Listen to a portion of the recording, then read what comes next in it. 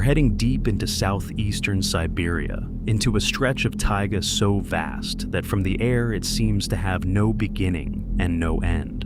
There are no cities on the horizon, no highways cutting through the forest, and almost nothing to suggest that humans have ever been here. But hidden among the large trees of the Patom Highlands is a structure that looks completely out of place. From above, it resembles a giant gray ring dropped into the middle of the forest. Up close, it becomes even stranger. A mountain of shattered limestone, roughly 160 meters across and about 40 meters high, with a circular depression near the top, and another smaller mound rising from its center. It has the shape of an impact crater, the profile of a volcano, and the material of neither. This is Patom Crater, and despite decades of expeditions, geological surveys, tree ring studies, and geophysical measurements, one very basic question has never received a completely uncontested answer. What created it? The modern story begins in 1949, when Soviet geologist Vadim Kolpakov was mapping this remote part of the Irkutsk region. In the endless forest, he encountered an enormous cone of broken pale rock. The surrounding landscape was old and covered in vegetation. The cone looked different, raw, steep, almost unnaturally fresh. A volcanic cone would have made some sense, except this region was not known for recent volcanism, and the structure was built mainly from local limestone. An impact site might explain the violence required to move so much rock, but an impact normally excavates a depression. This thing had piled an astonishing amount of material upward. Later estimates placed the mass of the structure at around 1 million tons. Imagine taking an entire hill, crushing it into blocks, then somehow forcing that material upward through the forest floor and arranging it into a giant ring. That is essentially the problem scientists were facing. Kolpakov may have been the first scientist to document the crater, but people living in this part of Siberia appear to have known of it before him. Over time, stories grew around the formation, including the nickname Nest of the Fire Eagle. Accounts of local fear have been repeated for years, although the exact folklore is difficult to separate from later retellings. Imagine reaching it before helicopters, satellite imagery, or modern geological instruments existed. After days of moving through dense forest, you suddenly find a bare gray cone towering above the trees. You climb toward what looks like a normal summit, only to discover a ring-shaped hollow, and, inside it, another mound. It looks less like ordinary erosion and more like the aftermath of something. For years, one of the most tempting explanations came from the sky. Perhaps a meteorite had slammed into Siberia and created Patom Crater. The idea was attractive. The structure looked violent, isolated, and young. Siberia is also home to the Tunguska event of 1908, when an object exploded over the forest and flattened an enormous area. Could Patom Crater somehow have been connected? For a time, researchers considered variations of the impact theory, but the closer scientists looked, the more problems appeared. If a meteorite had been responsible for moving this much rock, investigators expected to find some recognizable extraterrestrial signature, fragments, unusual concentrations of nickel or other elements, impact-related material, something that clearly did not belong to the local geology. They did not. Detailed studies found that the debris is overwhelmingly made from rocks already present in the area. The geochemical evidence did not reveal the kind of meteoritic material that would make the impact explanation convincing. Then the trees began telling an even stranger story. Larch trees grow on and around the crater, and their annual rings preserve a record of environmental disturbances. Researchers sampled them because the age of the vegetation could place limits on the age of the rock beneath it. Later work indicated that major disturbance around the site may have begun roughly 5 centuries ago, around the end of the 15th or beginning of the 16th century. If that interpretation is correct, The structure was already developing hundreds of years before Tunguska, so the famous 1908 explosion could not have created it. But the tree rings revealed something far more important. Patom Crater may not have formed all at once. Some trees recorded a major damaging event in 1841 and 1842. Their roots were disturbed, trunks were injured, trees tilted and began producing the kind of asymmetric wood associated with mechanical stress. Researchers concluded that moving rock around the crater probably damaged vegetation during another significant phase of activity. Now, consider what that means. The first major stage may date back roughly 500 years.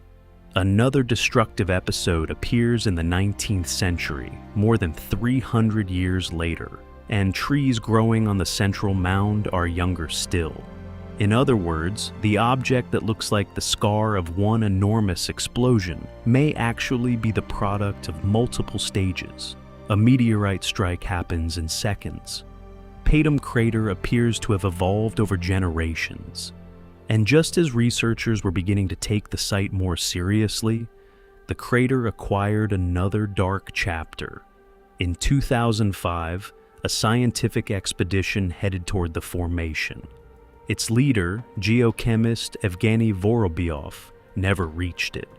While traveling through the taiga, several kilometers from the crater, he suffered a massive heart attack and died. The medical explanation was clear, but the timing fed stories of a curse, a remote Siberian crater with a mysterious origin. And now, the death of a scientist on the approach. But the tragedy demonstrates something more concrete. Patom Crater lies hundreds of kilometers from Badaibo, surrounded by difficult Siberian wilderness. Scientific teams have had to organize serious field expeditions, transport equipment through remote terrain, and in some cases, rely on aircraft. That isolation helped preserve the mystery for decades. Scientists returned in 2006 with a multidisciplinary team of geologists, geochemists, geophysicists, and astronomers. They examined the rocks, tested the composition of the debris, and tried to find anything that could identify its origin. Again, the meteorite theory weakened. No convincing extraterrestrial substance appeared. Then another possibility came into focus. Perhaps the force had not come down from the sky at all. Perhaps it had come up from below. This creates an obvious problem. Patom Crater does not look like a normal volcano. There is no classic lava field around it, and the cone itself is largely shattered limestone. So, how could an internal geological process build something that looks volcanic without producing a conventional volcano? One proposed answer involves pressure. Deep beneath the surface, hot fluids and gases can migrate through fractures in the crust. If heat, water, gas, and confined rock interact in the right way, pressure can accumulate until the rock above is fractured and violently displaced. Geologists use the term phreatic explosion for an event driven largely by expanding steam and pressurized fluids rather than an eruption of fresh lava. That matters here. Studies of Patom Crater have found evidence consistent with deep fluids interacting with the rocks. Researchers have reported changes involving strontium and carbonate material, and later work argued that the crater could have developed through repeated endogenous activity, processes originating beneath the surface. One model suggests that magma may have intruded at depth without ever erupting as lava. Instead, it could have heated water-bearing rocks and generated enormous pressure.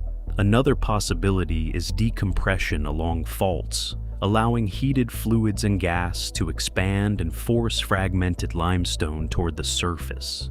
Think of it less like a volcano pouring lava, and more like a geological pressure vessel breaking open underground. That could explain one of the crater's strangest characteristics. Most of the material seems to belong here. The mystery is not where the rocks came from. The mystery is what lifted them. Geophysical surveys have also identified a complex subsurface structure beneath the site, including a steep zone that differs electrically from the surrounding rock and can be traced to considerable depth. That does not reveal a buried spacecraft, meteorite, or giant hollow chamber, but it supports the possibility that Patom Crater is connected to deeper geological structures rather than being merely a pile of surface debris. And this is where the story becomes more interesting than the extraterrestrial theories. Because the most dramatic explanation may not be that something fell out of space, it may be that Earth itself created a geological structure so unusual that scientists initially struggled to find anything comparable to it. Of course, that has not stopped more exotic ideas. Over the decades, Patom Crater has been linked in popular stories to Tunguska fragments, unknown underground bodies, and even extraterrestrial technology. But no alien artifact has been found. No buried spacecraft has been detected, and no confirmed meteorite has been recovered from the crater. The most useful clues remain the least sensational ones: limestone, tree rings, isotopes, fractured rock, and the hidden structure underground. Yet even the geological explanation is not perfectly neat. If pressure from deep fluids produced the crater, why did the activity occur in several stages separated by long periods? Why did so much fragmented rock accumulate in this particular shape? Why is there a central mound inside a ring-shaped depression? And why is there no obvious nearby structure that allows scientists to point at it and say, Patom Crater formed exactly like that? That lack of a perfect analog is part of what keeps the location fascinating. Modern research has narrowed the field. The crater is extremely unlikely to be connected to Tunguska. There is no persuasive evidence that it is a conventional meteorite crater, and the strongest scientific explanations point toward processes beneath the Earth: pressurized fluids, gas, heating, faulting, and possibly deep magmatic activity. But knowing the general direction of the answer is not the same as reconstructing every moment of what happened. Somewhere around 5 centuries ago, in a part of Siberia with virtually no written record of the event, the ground began to change. Trees fell, rock fractured, massive quantities of limestone moved upward. Then, centuries later, the landscape appears to have shifted violently again. More rock moved. Trees were damaged. The ring continued to evolve. Eventually, the strange central mound took shape, and then the system became quiet enough for the forest to begin reclaiming it. That is perhaps the most unsettling thing about Patom Crater. We tend to imagine mysterious geological objects as remnants of the ancient Earth, features created millions of years before humans existed. But this one is different. When the earliest stages of Patom Crater were forming, people were building cities, crossing oceans, fighting wars, and recording history elsewhere in the world. And while all of that was happening, deep in the Siberian taiga, the ground was apparently constructing this enormous stone structure almost completely unnoticed.